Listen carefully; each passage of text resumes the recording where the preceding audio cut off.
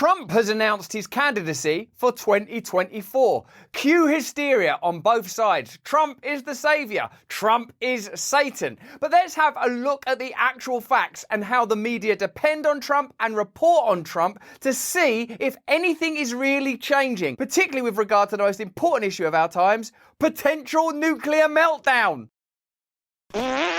Donald Trump has announced his candidacy to run in 2024. Now, the left will be saying that this is a descent into hell, this will be the ruin of human civilization, that this is the worst of all possible outcomes, whereas the right, or certain aspects of the right at least, will see Trump as a potential savior. What we would like to point out to you is we've already been through this cycle once. We've had a period leading up to a Trump presidency, we've had a Trump presidency, we've had a post-Trump presidency. So whatever it is that is about to happen or not happen, depending on the results of any potential election, it's unlikely to significantly alter the trajectory in a number of important ways. The power of corporations and their ability to control America's corporate and global agenda, and the likelihood of there being a global nuclear conflict in the next few years. Let's look at those two issues, because for me, those would seem to be two of the most important things we could be discussing instead of getting whooped up into a hysteria around personalities. Although I recognise it's very tempting. Let's have a look at Trump in his own words.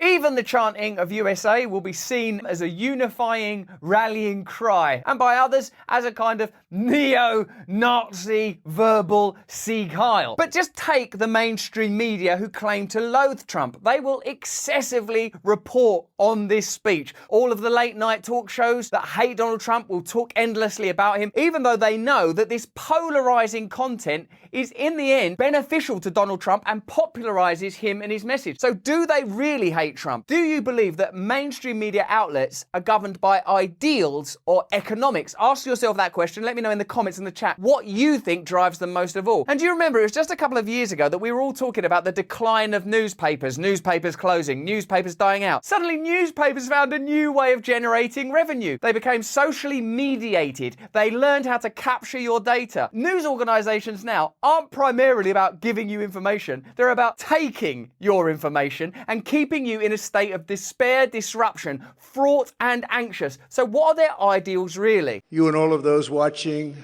are the heart and soul of this incredible movement. Perhaps the most significant thing that Trump is doing this time round is talking about this as a movement rather than an individual culture built around one huge personality. This is now being framed as a movement. That's a sort of a slight shift in the way that this story is being told. The greatest country in the history of the world. It's very simple.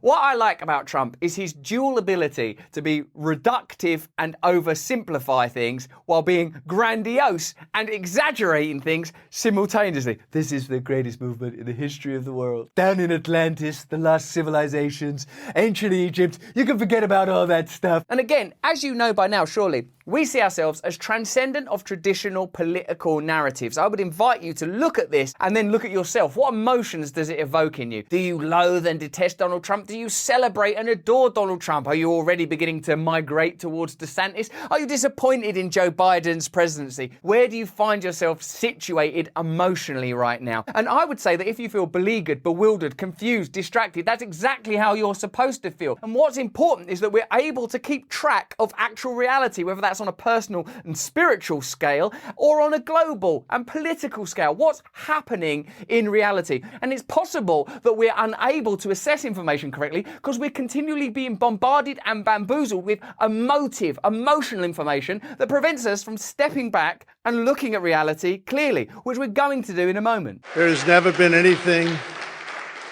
like it. This great movement of ours. Never been anything like it, and perhaps there will never be anything like it again. That's like he's making that claim in both directions.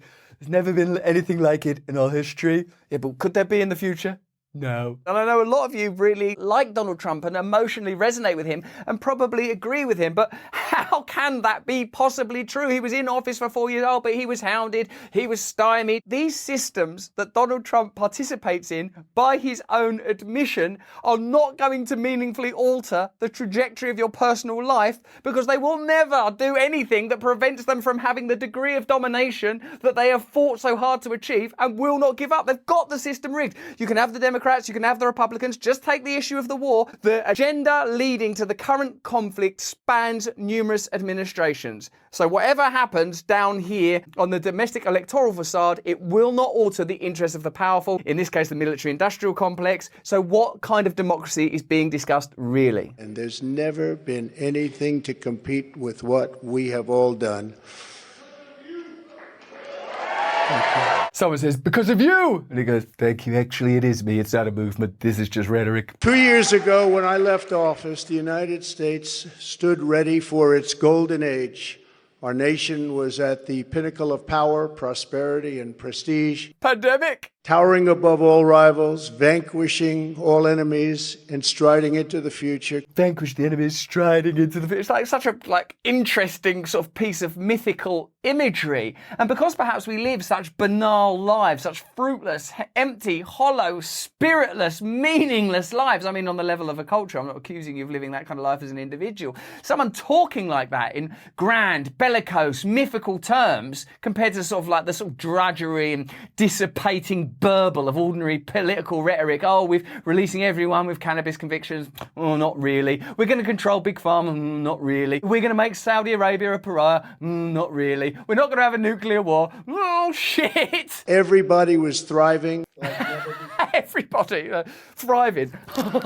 This is great. Like never before. Have you ever thrived like this before? Actually, no, never. We will expand the frontiers of human knowledge and extend the horizons of human achievement. I mean, at least it's a bloody vision, well delivered. But what we have to have a look at now is some of the things that actually happen. This is not a hit piece designed to take down Trump. This is a critique of a system that, in spite of offering you apparently radically different alternatives, is able to deliver on an agenda that transcends that rhetoric pretty consistently.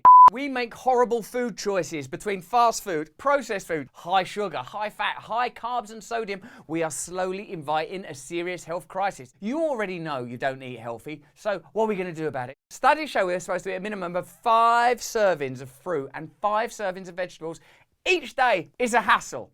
It'll spoil before we eat it. The answer is the simple organic nutrition found in Field of Greens. Field of Greens provides a full spectrum of the essential vegetables and fruits our bodies need, crave, want, desire for proper nutrition. Field of Greens is an organic superfood. It's the whole fruit and the whole vegetable. Field of Greens is the only fruits and vegetables brand backed by a better health promise. Fields of Greens promises you you'll feel healthier fast. But the greater proof comes during your next physical, when your doctor checks your lab results and says, whatever you're doing, keep it up. Let me get you started with 15% off your first order plus free fast shipping. Visit brickhouserussell.com and use the promo code BRAND. That's brickhouserussell.com, promo code BRAND. So let's just take the issue of Russia, because obviously many people say that America and Russia are involved in a proxy war right now. Similarly, many people say that Trump's success was based on Russian collusion. So let's have a look at some of the facts regarding Trump's relationship with Russia while in office. In his speech, Trump claimed that the country had gone decades without a war while he was president, even though the war in Afghanistan was still unfolding at the end of his term. And obviously the termination of that conflict was a catastrophe under Biden. In 2018, CNN published a fascinatingly manipulative and falsehood-laden article titled 25 Times Trump Was Soft on Russia, meaning that being hard on Russia is the desired trajectory, in which a lot of strained effort is poured into building the case that the US president is suspiciously loyal to the nation against which he has spent his administration, escalating dangerous new Cold War aggressions. Here, the writer of the piece, Caitlin Johnston, argues that while in office, Trump actually took numerous steps, whether they were sanctions or pseudo-militaristic militaristic ones that aggravated the relationship between Russia and America. That obviously confuses the collusion narrative, but goes along with the idea that regardless of whether you have a Democrat in the White House or a Republican in the White House, there is a US foreign policy based on unipolarity, i.e. America wants to be the sole global power. It would be more understandable if you were unaware that Trump escalated tensions with Moscow more than any other president since the fall of the Berlin Wall. It's a fact that neither of America's two mainstream political factions care about, so it tends to get lost in the shuffle. Trump's opposition is interested in painting him as a sycophantic Kremlin crony, and his supporters are interested in painting him as an anti-war hero of the people. But he is neither. So as discerning and intelligent critics of mainstream media narratives, we ought be able to simultaneously dismiss the accusations of Trump's collusion with Russia if it cannot be substantiated, meanwhile recognise that Trump's own claims that he was a uniquely peaceful president also deserve scrutiny. It appears that neither of those things are true. And believe me, I recognise the sort of emotional yearning to fall into one easy, simple camp. Oh, I'm just a Democrat. I hate Trump. Biden. Or, no, I love Trump. This guy sticks it to the man. He's going to drain the swamp. I want that. We all want Daddy. We all want Daddy to scoop us up in his arms and take care of us. But I've got news for you, son. Daddy isn't coming! So here are some facts from Caitlin Johnston. She's done the hard work, so we don't have to.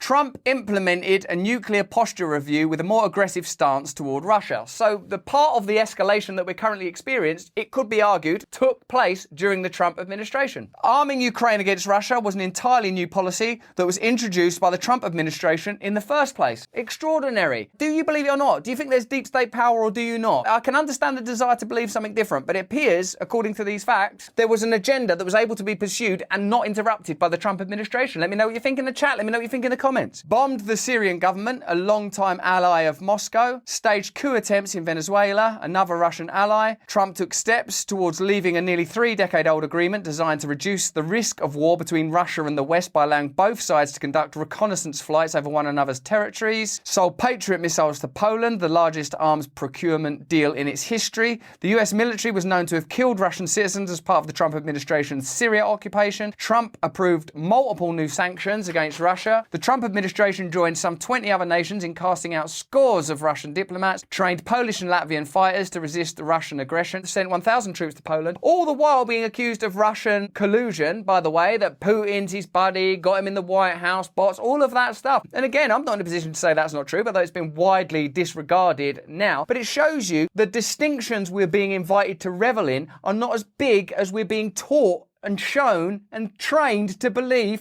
that they are, because the mainstream media benefits from this hysteria, benefits from those of you that love Trump, benefits from those of you that hate Trump, benefits from a state of mind where all of us are fraught and frightened and believe we're dealing with something. Oh, these are the most important midterms in history. This is democracy that's at stake. If this goes wrong, if this goes right.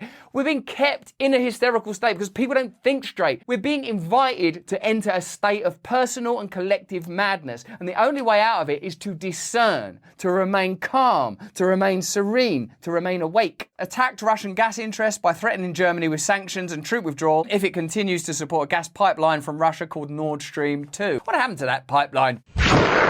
The only reason anyone still believes Trump was anything other than insanely hawkish towards Russia is because it doesn't benefit anyone's partisanship or profit margin to call it like it really is. The left don't benefit from saying it because they like the Russian collusion narrative and they like the idea that there is a distinction in this territory. And the right don't benefit from saying it because they like to present Trump as alternative, distinct and different. We want you to observe this comparison and this corollary because we want you to recognize that systemic change, real change, actually what Trump talks about continually, there is a need for a populist movement that is inclusive, that is against the establishment and against the system. But it will not come via this methodology. It will not come at you via this route. It will not benefit the mainstream media. It will not benefit the military-industrial complex. It will benefit neither the Democrat or Republican Party, but will demand radical change or even the end of both of those potential systems of government, which according to this information aren't nearly different enough anyway. And together we will make America powerful again. This flourish at the end is a terrific piece of oration by my reckoning, a kind of improvisation and extemporization on his most famous lyric, Make America Great Again, which I believe is a lyric that's been used before, but here it's rendered magnificently. We will make America wealthy again. In a minute, you'll get excited for him to say great again. You'll be like, oh, we're building towards great again. How many is he going to do? We will make America strong again. Oh, Simon says. We will make America proud again. And I like the gestures. Proud, strong. We will make America safe again. You chop for safety. We will make America glorious again. Glorious is actually quite sexy. And we will make America great again. Thank you very much. God bless you all. Thank you. I mean, going up against the bloke who can't finish a sentence or exit a stage, you can see what the appeal and the attraction might be of easily accessible lyrics and lines like that. There is something very alluring about it. The media are happy because they get to whoop up hysteria and capture more data and be more divisive. The military-industrial complex are happy because they can continue with their agenda. But what's going to happen in the lives of ordinary people? Are we going to enter a new time in American political life of divisiveness, hysteria, and more important than anything else, nothing's actually going to get done. Nothing is really going to change. No one's going to change your life. No one is going to alter anything for the better. And if you don't believe me, use your own memory to remember last time we were building up to Trump, then we had Trump, then we had Biden, and now we're here. What happened? Let me know in the comments, let me know in the chat. If you enjoyed this video, have a look at either of these. Fantastic videos, beautiful videos, very good, very personal favorite, so true, so strong. Sign up to my mailing list, join us on Rumble if you want to. We love you, stay free.